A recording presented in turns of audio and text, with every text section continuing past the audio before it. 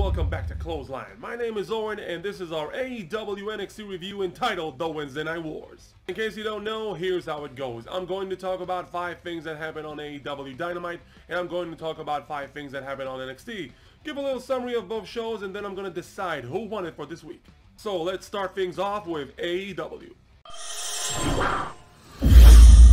First thing we're going to talk about is Adam Page and the fact that they turned this story into a convoluted melodrama. Just when you were curious to know where the direction is going between Adam Page and the Dark Order, out of nowhere comes Matt Hardy. Like I said, melodrama. It looks like Adam Page is a dejected person that got dumped in a relationship. He got dumped by the Elite, he doesn't want to jump into a new relationship that fast, apparently he doesn't want any rebounds, and now with Matt Hardy added into the mix, I am more curious to know where this is going. Also, I'd like to throw in a good word to Ryan Nemeth, who was Adam Page's opponent tonight, and as you know, is Dolph Ziggler's brother. The second thing we're going to talk about is Cody Rhodes, because ever since AEW has been created, Cody Rhodes has been involved in some of the best storylines thus far. Be it the storyline against his brother, be it the rivalry against MJF. Still don't get that don't compete for the world title clause. Still, Cody Rhodes has always been involved in good and major storylines, and the Shaquille O'Neal storyline is another major storyline to AEW. Good press, good publicity, people are talking about it, and I gotta say, I like the way how it develops. Tonight he's on AEW and he consults his mentor Arn Anderson about, should I take this match or not? Arn says, well, I can't talk you out of it, so yeah, go ahead. But of course, this is a mixed tag match and Shaquille has Jade by his side, and with Brandy Rhodes pregnant, who will be at Cody's side? Enter Red Velvet. And sure, why not? You give someone new a spotlight. She already was attacked by Jade in the weeks before, and it just works.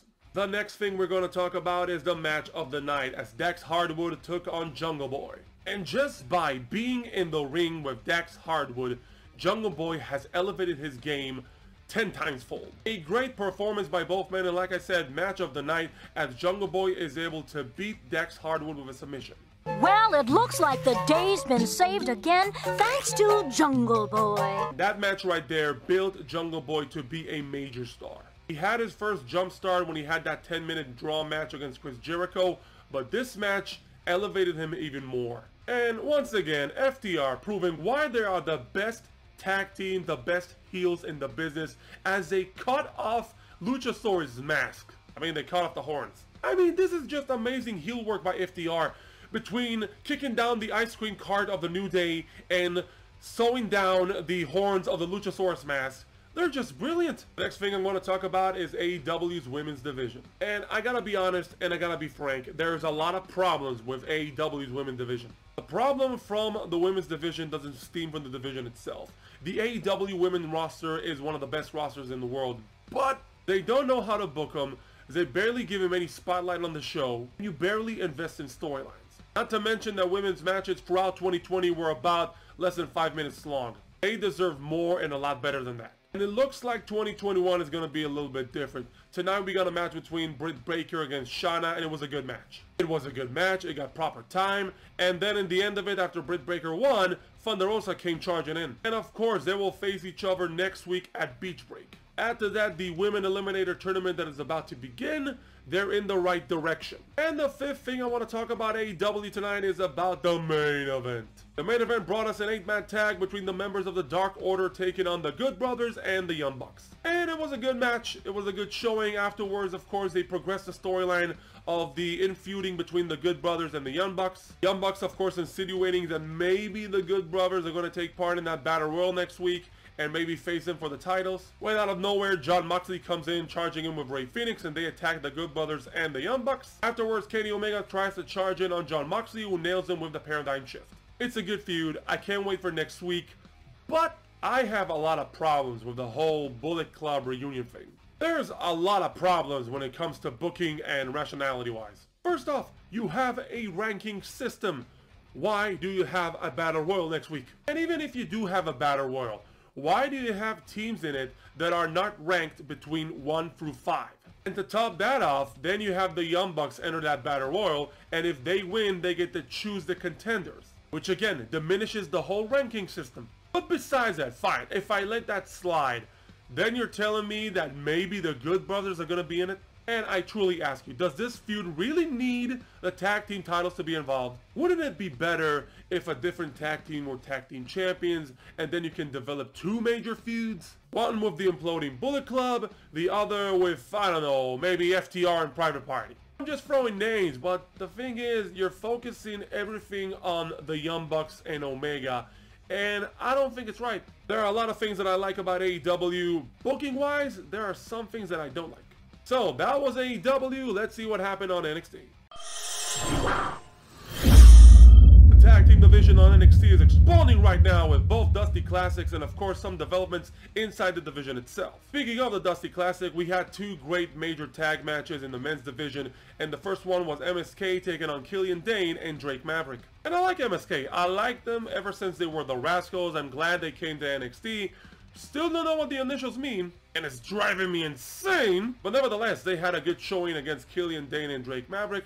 But alas, the Cinderella story ends here, and MSK move on to the semifinals. And in another quarterfinal match, we had the team of the grizzled young veterans taking on Kushida and Leon Ruff. Also a great tag team encounter, and in the end, GYV defeats the combination of Kushida and Leon Ruff, and they advance. Funny, but this is the second year in a row that GYV eliminates Kushida. Also, like I said, there are a few developments in the tag team division with Imperium. As we saw last week, Alexander Wolf has rejoined his comrades in Fabian Eichner and Marcel Bartel, and you can just imagine what that means. I feel a faction war coming on. From one Dusty Cup to the other, let's talk about the Women's Dusty Classic. Tonight's Dusty Classic match brought us Raquel Gonzalez and Dakota Kai taking on the team of the Robert Stone's brands Aaliyah and Jessica Maya. Not sure if Jessica Maya is part of the Robert Stone brand though. Nevertheless, another good tag team matchup in the end. Dakota Kai and Raquel Gonzalez advance, and they will meet in the semifinals, the team of Kaden Carter and Casey Catanzaro. Still, I'm kind of feel sorry for the Robert Stone brand. I would like to see more of it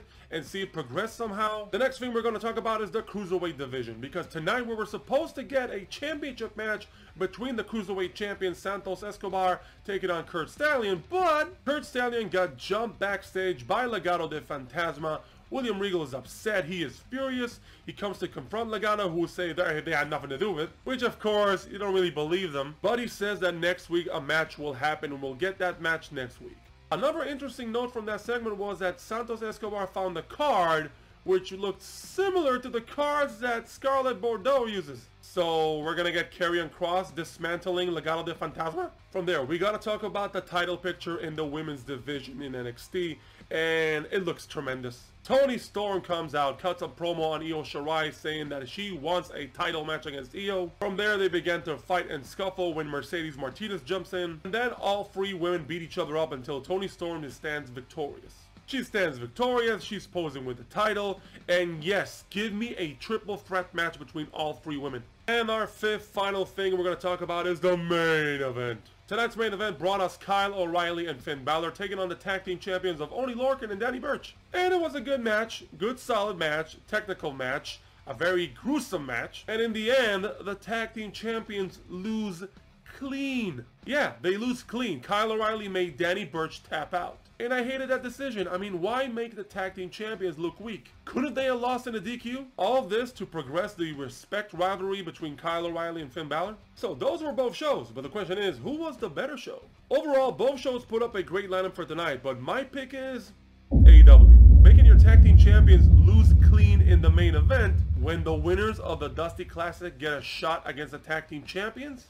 Weird booking. You can't make the champions look weak. It hurts their credibility. But overall, still, even though both shows were good, my pick is AEW. And that is our review. Now we would like to hear from you. Let us know in the comments below, who do you think won for this week, AEW, NXT? We would love to read your comments. And also, if you want to stay notified when I'm uploading these videos, hit a like, subscribe to the channel, and hit that bell notification button. And I'll see you next time on another Wednesday Night Wars.